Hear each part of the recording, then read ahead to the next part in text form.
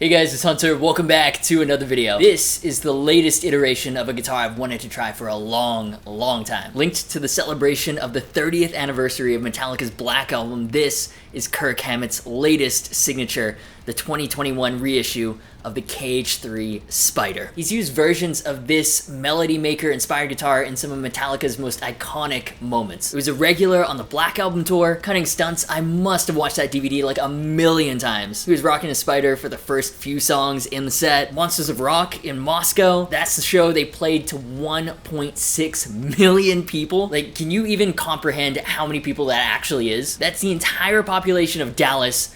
And then, on top of that, you add the entire population of Atlanta. That is actually insane. And he used the Spider for that show as well. There's a whole litany of reasons as to why the Soviet Union fell. But I like to think, misguided or not, that this guitar's ancestor played a key role in one of the final nails in that coffin. Now, historical liberties aside, the KH-3 has been out of ESP's lineup for a while, at least the lineup available outside of Japan. But for 2021, it is back. And there are a few changes that make this reissue arguably the best iteration yet. Let's take a closer look.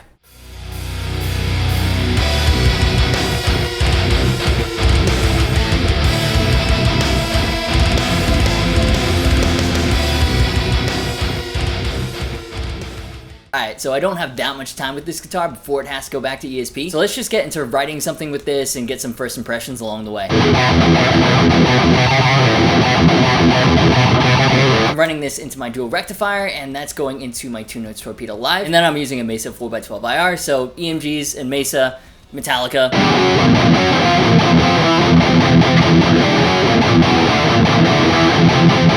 Yo, I have to say the fretwork is super nice. This guitar is a lot heavier than it looks though. That was something I noticed as well with the KH-2 I tried. Maybe it's the neck through construction, maybe he just likes heavy guitars. Like,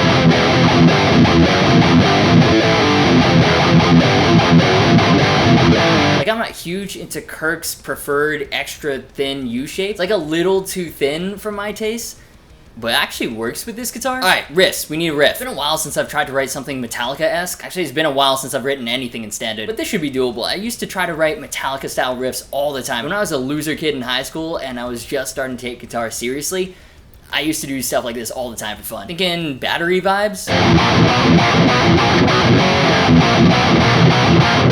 So like, let's throw in these things. Sure, why not? Actually, that would make a great intro. Like, one guitar is only doing like the... while the other guitar is doing the full... Okay, that sounds good to me. Need second part to that riff, though. Nah. You know what riff I really like, though, and I think is underrated? Cyanide. So let's switch up the picking pattern and, like... Cool.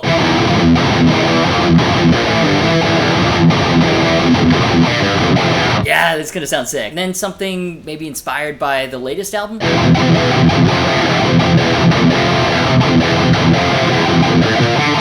The fingerboard feels very quick. It's so well polished. I don't know how they do it, but it feels so nice.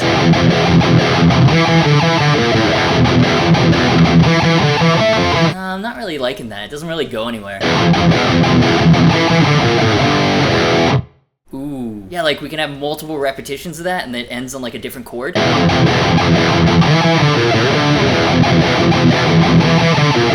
Ah, no, you know what it is? Because it's a Metallica verse, the last one has to be on whatever this note is, the 2.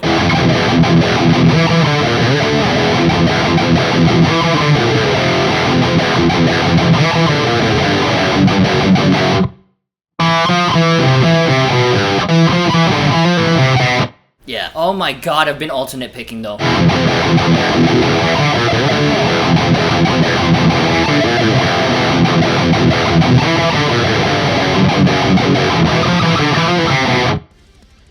Sure. You know, I wasn't sure if I was actually gonna like this graphic rather than just like the iconic moments associated with it. And it is kind of ugly, but I don't hate it. Like without this, there would just be a lot of empty space here. And a thrashy solo riff is the last thing we need. So I'm thinking a lot of 16th notes. And the end of the riff has to be classic Metallica.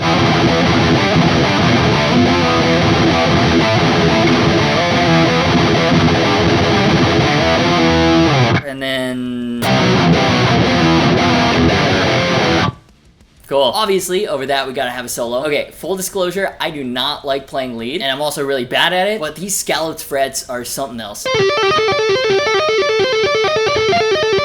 Like, it's making me even seem alright. I work on some solo off camera that generally takes me a while to do. And of course, I'll abuse the crap out of the wah. Don't you worry about that. But yeah, for now, I think that's enough ideas. I can go away, work on it off camera. I'll see you back here for the demo track.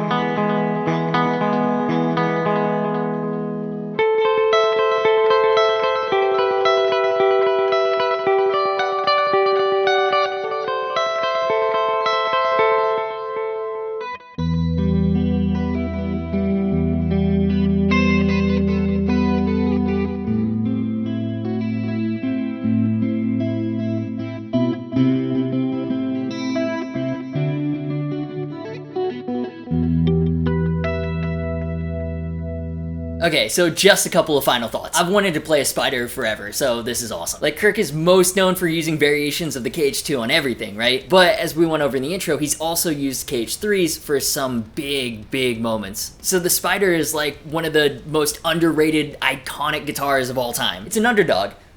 Kind of, if you can say that about anything associated with Metallica. It is a shame they aren't doing stainless steel frets on this one when they are across the rest of the higher end signature models and 1000 series guitars. The fretwork on this is so good. Everything is so round and so well polished that it fooled me, and it's a shame they don't have the robustness of stainless steel to stay that way for a long time. Related, this is my first time playing a guitar with scalloped frets, and holy crap, I love it. I'm not really a lead player, I don't practice it, I don't particularly enjoy it, except I can say I genuinely enjoyed this. This was a lot of fun. It's so easy to fret a note, you just need a gentle touch, no friction on bends from the fingerboard. because there is no fingerboard, and then proper neck through, so upper fret access and sustain are both amazing. So it's awesome. It's like a cheat code for those of us who suck and don't practice lead. You can with this guitar. There aren't too many import models with scalloped frets. I think LTD only has this and the SN1000 HT, which has been on my list to try forever. I mean, look at that purple ash blasted top. And I'm not familiar with any other off-the-shelf import options. I'm sure there are others out there, but these are the only ones I can think of off the top of my head. The spider graphics, I can see how they aren't for everyone. It's kind of like how I felt about the White Iron Cross or Willie Adler's signature. When there's no nostalgia attached, sometimes the super identifiable graphics are off-putting. That being said, I think the green and black color scheme works great with this guitar. You know, you've got the green EMG logos as well. Speaking of which, the Bonebreaker set, I have a whole dedicated video on these and how they interact with the headset when I did my twin Metallica themed mod series. I mean, there's not really any surprises here. If you like the 81, you'll love this because it literally is an 81. And then the 60A is like that classic sound, but a little warmer because of the Alnico magnet instead of ceramic. Really like this pickup paired with the Boss CE2 chorus pedal. It's like instant Master of Puppets bridge. Things I'm not in love with. The headstock, it's ugly. I get it, it's a callback to the old Gibson Melody Makers.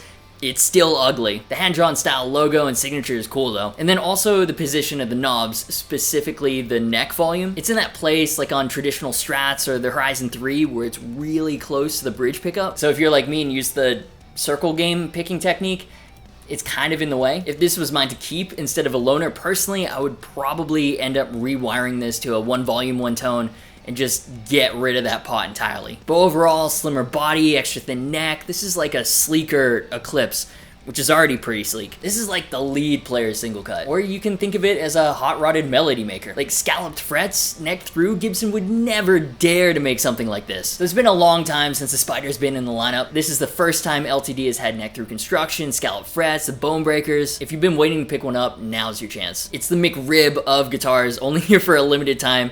After this year, it's gone again. For you rich boys out there, that goes for the 4700 ESP version as well. Actually, really sad this is only a loaner from ESP. I think they said they're sending it off to Kirk himself next because this is one of the final prototypes, not actually from the production run. So, I mean, I guess I'm okay with that. But yeah, really enjoyed my time with this guitar.